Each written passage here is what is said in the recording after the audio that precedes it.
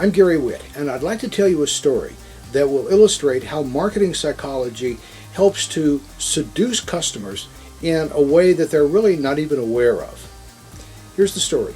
John and Mary, they've gone to the carnival. They've been having a great time, and now they're on the midway and where the sideshows are.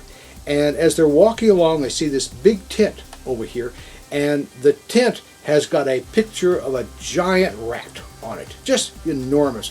Big claws, blood is dripping out of its mouth, its claws are bloody, it looks really ferocious.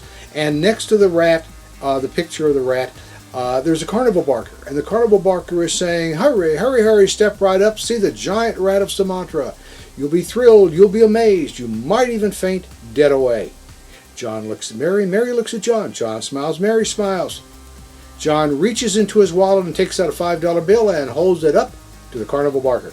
Now, let's stop for a second. Do you think that as John and Mary were driving to the carnival, Mary ever once turned to John and said, John, do you think they'll have a big rat there we could look at? Unless Mary has been a very strange person all of her life, she has never even wanted to be in the same room with a rat. And yet, here they are, holding up a $5 bill so they can go in and see a giant rat. So, what does this tell us? Well, it tells us that John and Mary are not paying to see the rat. Unless there's been an epiphany of some kind between the parking lot and the Carnival Barker's tent, they're not paying to be in the same room with a rat. So what are they after? Well, think about it. The Carnival Barker's entire marketing pitch consists of a picture of a great big rat with blood on its claws and about 26 words. And with that, and only that, he has separated John and Mary from $5. So, how did he do it? Well, let's look at the pitch. Okay? Hurry, hurry, hurry, step right up, see the giant rat of Sumatra. Not really much there, is there? No. So what's left? You'll be thrilled. You'll be amazed. You might even faint dead away. That's it.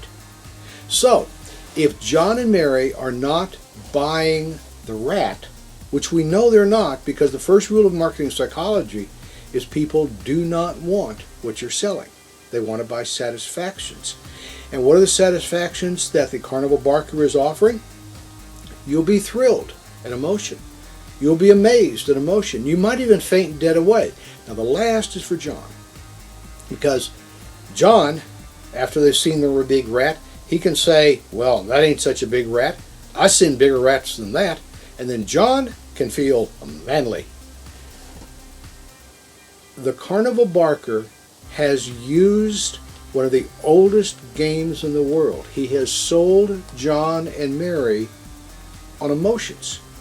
They want to feel amazed and thrilled and all of this.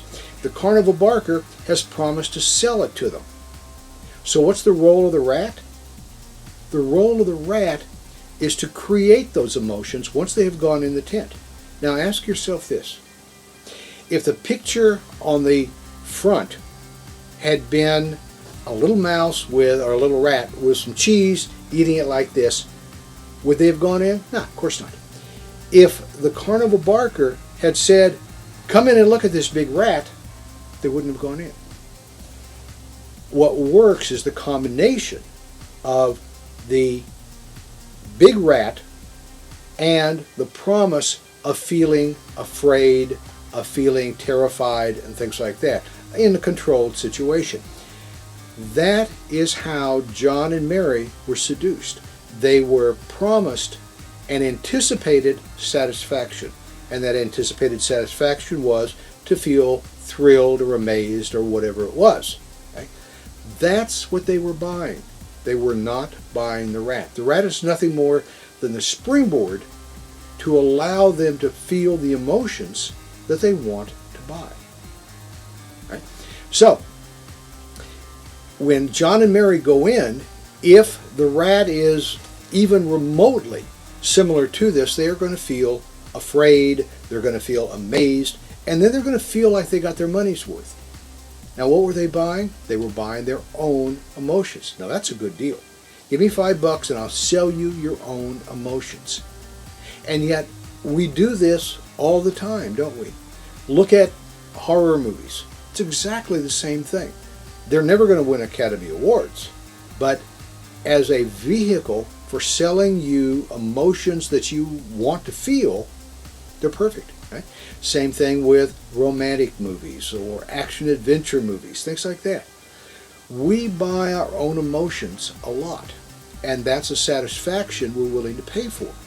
So if you can tie your product or your service to an emotion that people want to feel, such as being safe and secure, to feel excited, or any other kind of emotion, and your product then becomes the springboard for them feeling that emotion, then you have a lot better chance of selling your product and service than if you're simply saying, hey, come in and look at my giant rat. I'm Gary Witt, and we'll be talking more about marketing psychology in other videos.